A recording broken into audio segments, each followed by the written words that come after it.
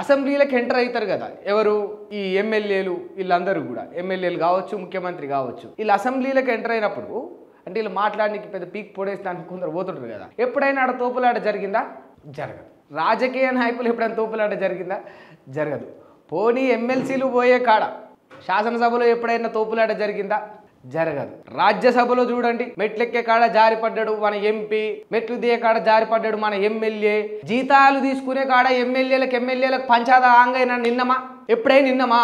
ఇప్పుడు ప్రతి ఎమ్మెల్యేకు నెలకు 2 లక్షలు, 2.5 లక్షలు, ముఖ్యమంత్రికి 4 లక్షలు మంచిగా జీతాలు పోతున్నాయి. ఎంపీలందరికీ పోతున్నాయి, ఎమ్మెల్సీలందరికీ పోతున్నాయి, వీళ్ళందరికీ జీతాలు పోతున్నాయి కదా.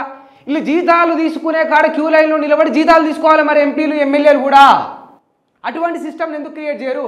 మీ పొక్కనేమో ఏ ఇబ్బంది లేకుండా నింపుకుంటారు, రైతులేమో పడిగాపులు కాసి తలకాయలు బలగొట్టాలా? ఇట్లా తలకాయలు బలగొట్టుకోగా మెట్ల మీద జారిపడి యూరియా బస్తాల కోసం ఇంత పడిగాపులు కాసి ప్రాణాలను పరంగా పెట్టాలా ఒక యూరియా బస్తా కోసం. మీరేమో నెలకు 2.5 లక్షలు పుక్కళ్ళ, నేను బూతులు మాట్లాడద్దు కానీ మింగుతారు మీరు పుక్కళ్ళ. మీకు ఎట్లా వస్తున్నాయి 2.5 లక్షలు? మీరేం పీక్తుర్రని వాస్తవానికి మాట్లాడుకుంటే మీరందరు జీతాలు తీసి ఆ జీతాలతోటి యూరియా తయారు చేసి ఇవ్వండి రైతులకు. మీకేం ఒరిగింది? మీకేం నష్టమైంది? ఒక్కడు ఫార్చునర్ కారుకు తక్కువ లేడు, ఒక్కడు ఖద్దరు బట్టలకు తక్కువ బట్టలు వేసుకోడు. ఏం బాల్మనీ, ప్యారిస్ కాస్ట్లీ బట్టలు వేసుకుంటాడు. మొన్న ఒక ఆయన రాజకీయంతో సంబంధం లేదు, పాడలేదు, ఆయన చేసేది ఏం రాజకీయం తెలియదు కానీ ఆయన కొడుకు 1,50,000 రూపాయల టీషర్టు, ఇంకా పేదోళ్ళు మేము వేసుకోవద్దా అన్న అంటాడు. 1,50,000 రూపాయల టీషర్ట్ నీ కొడుకు వేసుకుంటాడు. నీ కేంద్రం నుంచి వెళ్ళి సరిగ్గా బస్తాలేమో తెలంగాణ రాష్ట్రానికి, తెలంగాణ బిడ్డలకు, తెలంగాణ రైతాంగానికి నువ్వు అందించలేవు. నువ్వేం మంత్రివి? నువ్వే రాజకీయ నాయకుడివి. ఇసోంటి ఒక దుర్మార్గమైన పాలనలో మనం బతుకుతూ ఉన్నాం. నిజంగా స్వాతంత్రం వచ్చిందంటే వచ్చింది, వచ్చిందన్న పేరుకే నామకే వాజ్, ఇందుకే కదా అంటుంది, ఊరికే కాదు కదా. ఇది కాదా కళ్ళ ముంగడ కనపడుతున్న సాక్ష్యం కాదా? ఎందుకు నేను అడుగుతున్నా, జీతాల కోసం ఎమ్మెల్యేలు ఎందుకు ఇట్లా జారిపడరు? ఇప్పుడు ఎమ్మెల్యేలందరికీ కార్లు ఫ్రీ, కార్లు నాకు కావాలని ఎమ్మెల్యేలందరూ క్యూ లైన్లో నిలబడే పరిస్థితి ఎందుకు రాదు?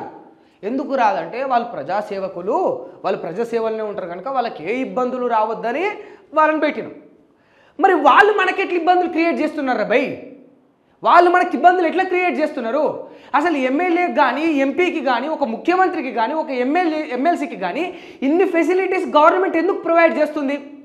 ఎందుకంటే వాళ్ళు ప్రజాసేవలో ఉన్నారని. ఇక్కడ ప్రజలకు సేవ ఎక్కడుంది? ప్రజలకు సేవ ఎక్కడుంది చెప్పండి. దీన్ని ఎవడైనా సేవ అంటాడా?